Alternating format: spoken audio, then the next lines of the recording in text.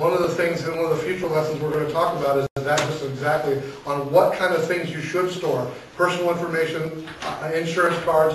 Just take your wallet or your purse out and take everything that you think is important there, put it on a computer, on a copier, press print.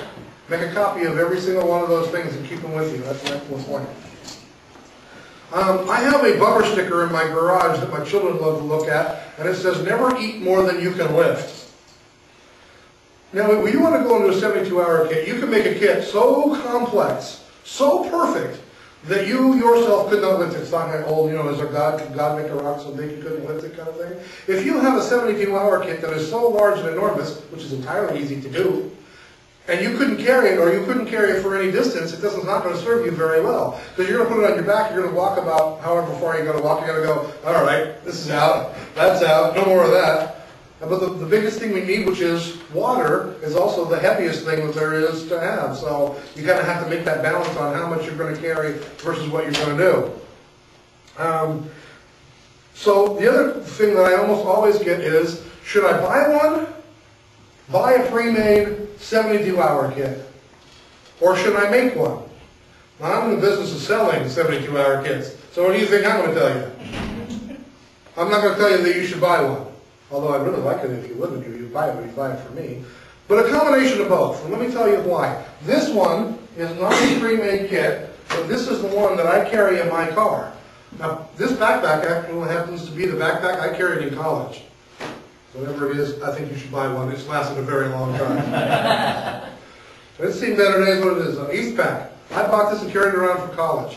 This is the one that I have in the back of my car. It is not a pre-made pack. It is one that I've stuffed myself. But because I'm in the business and I sell the kind of stuff, it's stuffed with some, most, or all of the stuff that are in a pre-made pack. If you buy a pre-made pack, my suggestion to you is you get one that has enough extra room in it to put in the things that you want to put in. If you get a pre-made pack that is so full that you can't put any of your things in it, the things that you need in it, then it's not going to serve you very well.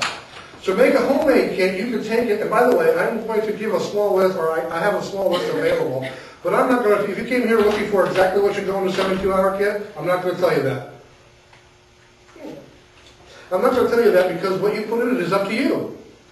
If you live, if you work 5-6 miles from where you live, do you need to have a tent in your 72-hour kit? I don't think so. I don't know about you, but I could probably make that 5 or 6 miles fairly easily. Even in the worst of conditions, I could probably do it in less than 24 hours. So I'm not going to need a tent. But if you work 45, 50 miles away from where, then having some kind of shelter, tent or otherwise, would probably be a good idea. Okay? And so I have a kind of a what's good, better, best. Like I started out by saying, a 72-hour kit, a bottle of water. That's it. That serves all your needs. Okay? But making one from scratch can be less expensive than buying one pre-made. Yes, Malia? I like the buckets because I found that with the backpacks, when we got tired, there was no place to sit down. And the buckets with those screw on top, the gamma seals, you can sit down. So, but the hard thing is they're hard to carry and your hands are full. So you have to consider that.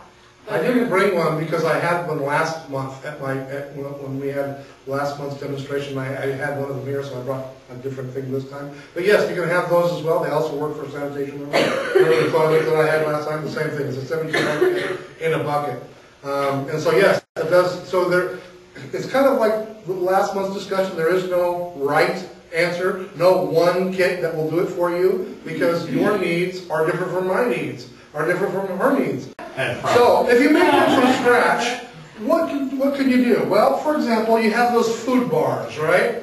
You can get those food bars. I recommend them. They taste really good. They carry a lot of calories in a very small area. But do you want to survive for 3 days on food bars? I don't necessarily. So, my favorite food, tuna. I have a can of tuna in here, and I have tape to it, a can opener. They also have the tuna that has the open lids that you don't have to have a can opener, but I just happen to not buy those. And I actually have two. The old adage, if you have one is none, two is one, so I have two.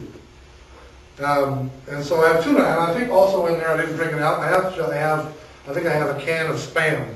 in there as well. So I have the food bars, I have a can of tuna, and I have Spam. By the way, I like the tuna because it's packed in water. It's not going to dry you out, and I actually like tuna juice. So.